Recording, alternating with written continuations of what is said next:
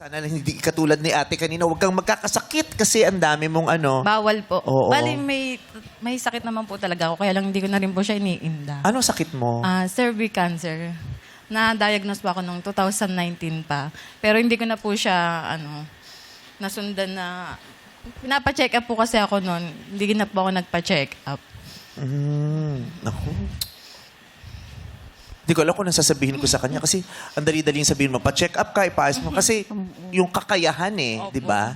Yung kakayahan niyang ipag-check up ko na lang po, pamili na lang po namin ng pagkain. Oo. Ayun po. Yung mga public hospitals, Meron naman po, kaya lang, yung iba rin naman po, meron din naman po bayad talaga. Kahit sabihin po natin public. at hindi mo kayang tususan yung mapangangailangan mong medikal. Apo. Hindi mo ba, ayaw mo bang kumatok sa pinto ng mga leader ng lugar ninyo? Hindi na lang po siguro. Wag na lang po.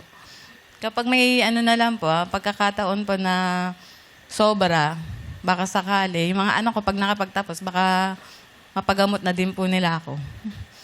So paano yan gabi-gabi? Hindi mo siya iniisip?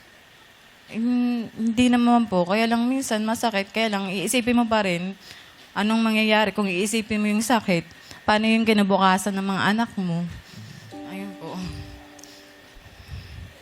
Ang lungkot, no? Oo. Ang lungkot. Yung basic necessity na sana ma-provide ng gobyerno, yung hospital. Medical assistance. Yung medical assistance talaga. Yun ang wala. Yung seguridad sa medical ng mga Healthcare. Pilipino. Healthcare. Wala. Hindi ko alam. Hindi ko alam kung paano, kung darating ba yung panahon na maibibigay yan sa mga Pilipino. Kasi sa ibang bansa, 'di ba, yan ang lakas Libre. nila eh. Oo. 'Di ba? Oo, inaalagaan ng pamahalaan, inaalagaan ng state ang pangangailangang medikal ng mga tao. Kasi ganun kahalaga sa kanila ang buhay. Correct. Sa Pilipinas, hindi ko alam kung paano pinapahalagahan ng pamahalaan ang buhay ng mga tao. O kung mayroon bang magandang sistema para dito na hindi lang natin alam, baka meron kayong ginagawa o meron kayong mga proyekto hindi lang namin alam. Sana malaman ng mga tao at makarating sa kanila yung tulong na meron kayo kung meron man. Kasi, ang daming mga Pilipinong namamatay na lang sa kawalan. Yung wala. Tinitiis yung mga sakit, no? Ganun na lang. Oo. Tinitiis ko po talaga. Kahit nararamdaman ko na binabaliwala ko na lang po. Kahit nga po may sakit ako, baliwala na lang po sa akin eh. Hindi ko na po iniintindi.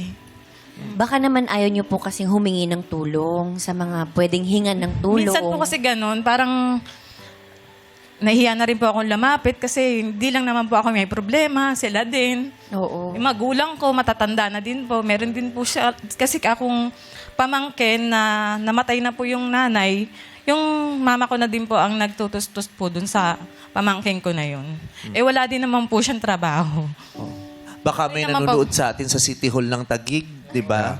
Tapos baka meron sila yung proyekto para mabigyan ka ng assistance, di ba? Bali po, 2013 po, 2023, na pasama po ako sa 4Ps. Ayun naman po. Hindi papaano ubra yung 4-piece kasi sa cancer. Kailangan.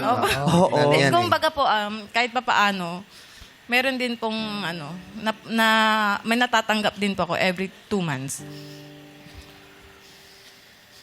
Hindi ko alam, ang tanging masasabi ko na lang ay bahala na si Lord. God bless you. God bless you. Di ba? Sana makakuha ka ng tulong. O sana magkaroon ng himala sa katawan mo. Di ba? Yes. Wala mang dumating na tulong. Sana magkaroon ng himala. Yung bukas makalawa pagising mo, ay wala na. O kaya sana na mali na lang ng diagnosis.